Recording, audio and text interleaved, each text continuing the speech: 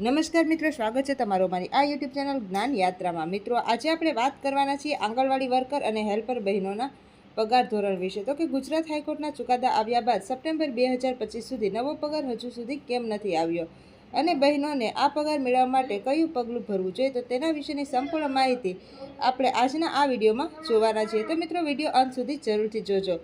ગુજરાતમાં હાઈકોર્ટે સ્પષ્ટ રીતે કહ્યું છે કે આંગણવાડી વર્કર્સ અને હેલ્પર્સને લાંબા સમયથી ઓછું ભથ્થું આપવામાં આવે છે, જે ગેરબંધારણીય છે અને કોર્ટે સરકારી દલીલો સાંભળી અંતે નક્કી કર્યું કે વર્કર્સનો માસિક પગાર ₹24,800 હોવો જોઈએ, તેમજ હેલ્પર્સનો માસિક પગાર ₹20,300 હોવો જોઈએ અને આ નવો પગાર વધારો એપ્રિલ 2025થી લાગુ ગણાશે। એટલે કે એપ્રિલથી જે મહિનાનો તફાવત બાકી રહે છે તે એરિયર્સ તરીકે ચૂકવવો પડશે।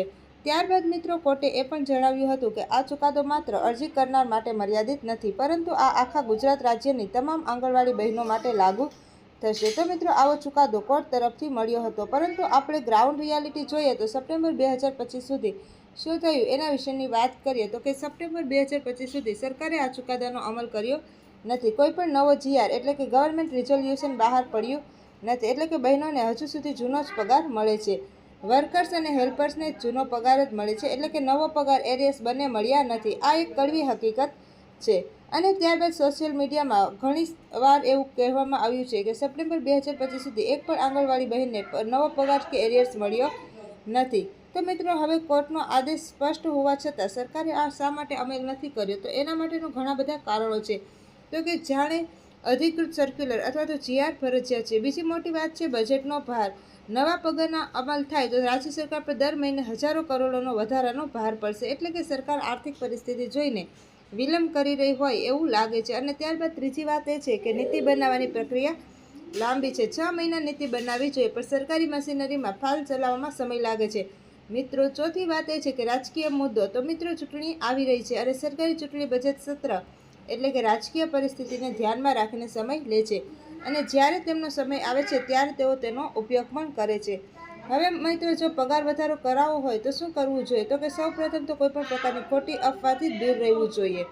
સરકારના જીઆર, સર્ક્યુલર અથવા તો કોર્ટના દસ્તાવેજો પરથી જ માહિતી લેવી જોઈએ, અને એ માટે મિત્રો આંગણવાડી બહેનોએ અવાજ ઉઠાવવો પડશે અને હજારો બહેનો સંગઠિત થઈને જો સરકારને અરજી કરશે તો સરકાર ચોક્કસથી તેનો અમલ જરૂર કરશે, અને ત્યારબાદ મિત્રો સરકાર એનો જવાબ આપવા માટે જરૂરી બંધાશે। અને આમ ત્યારબાદ મિત્રો બધા દસ્તાવેજ પણ તૈયાર રાખવા જોઈએ। દરેક બહેને પોતાનું સર્વિસ રેકોર્ડ, નિયુક્તિ ઓર્ડર, જૂના પગારની સ્લીપો વગેરે એકઠા રાખવા જોઈએ, અને આ એકઠા રાખેલા પ્રમાણપત્રો, એરિયર્સ કે નવા પગારનો હિસાબ કરતી વખતે આ દસ્તાવેજો ખૂબ જ ઉપયોગી સાબિત થઈ શકે છે।